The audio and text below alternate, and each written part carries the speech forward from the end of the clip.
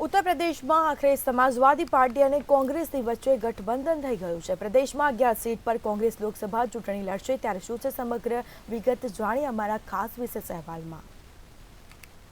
Akhilesh यादवे tweet करीने जानकारी आपी छे के कांग्रेस साथे 11 मजबूत सीटथी अमारी गठबंधन सारी शरूआत थई रही छे। आ सिलसिलो जीतना समीकरण साथे वधु आगळ वधशे।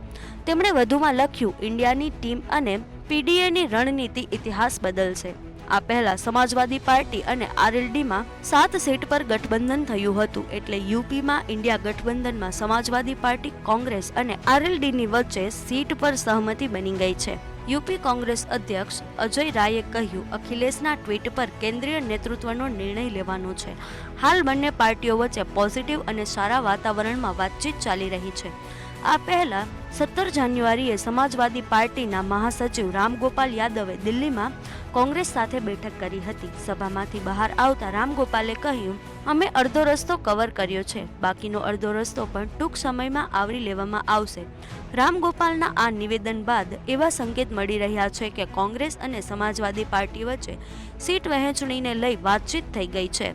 આ પહેલા 19 જાન્યુઆરીએ અખિલેશ યાદવે આરએલડીને 7 સીટ આપવાની જાહેરાત કરી હતી। ત્યાં જ એક સીટ આપના દળ, કમેરાવાદી અને ચંદ્રેશ શેખરની પાર્ટીને આપી શકે છે। એવું માનવામાં આવે છે કે બાકી રહેલી 60 સીટ પર સમાજવાદી પાર્ટી, ત્યારે રાજ્યની કઈ 11 બેઠક કોંગ્રેસને મળશે એની માહિતી હજુ સામે આવી નથી। બ્યુરો રિપોર્ટ, મંતવ્ય ન્યૂઝ।